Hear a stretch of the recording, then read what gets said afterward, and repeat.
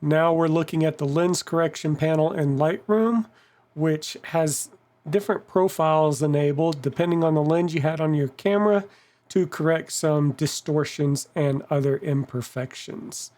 So I've not corrected this image yet, and one of the first things I want to show you is chromatic aberration, which is found a lot on edges, especially edges in the sky with some mountains, and you can see we have these ugly green and purple hues.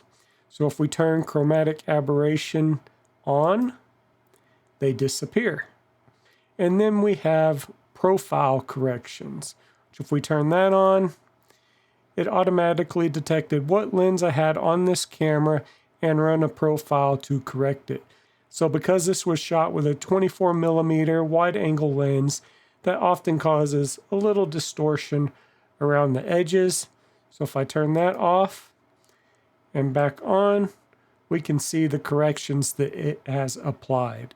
Down here, we have a slider for distortion. So if we don't think it did enough or that it did too much, we can adjust that there as well.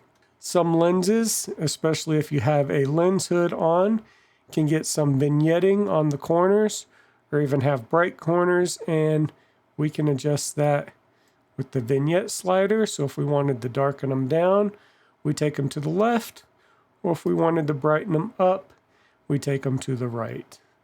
And that'll adjust the lightness and darkness of our corners.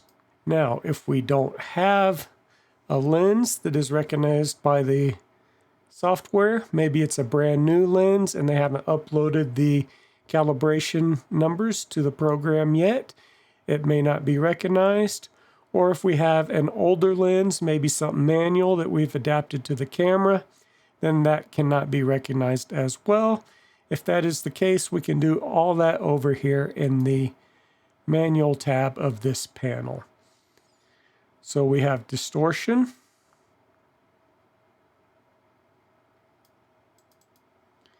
We have our vignetting. We have a midpoint on our vignetting, how far in we want that to take effect. If we have light edges or dark edges that reach further into the frame, we can adjust that there. And then we have our defringe, which is going to fix our chromatic aberrations. So let's zoom back in here on our mountain, and there we can see our purple and green hues. You can attempt to use the eyedrop tool to select the colors, and it will attempt to defringe them that way. But we have such little chromatic aberration on this image, it's kind of hard to detect. And with a lot of modern lenses, modern cameras, that is the case. I actually had to dig through my library of photos to find an image with this chromatic aberration. But we're going to go ahead and fix it in another method since the eyedropper didn't work. So if our eyedropper tool doesn't work, we can attempt to do it down here with these sliders. So I want to get rid of some of that blue. Let's go ahead and take our orange slider, move it over to the blue. And we're just kind of searching for that color. And that did quite a large portion of it there. We can increase the amount. Now let's take a look at the green hue. We'll move this slider to the right, and there we go. Our chromatic aberration has disappeared. One thing I didn't show you, when we change distortion, we can end up with some weird edges. If we hit constrain crop, it will automatically crop the image for us. So quite another useful tool here in Lightroom, looking at the lens correction.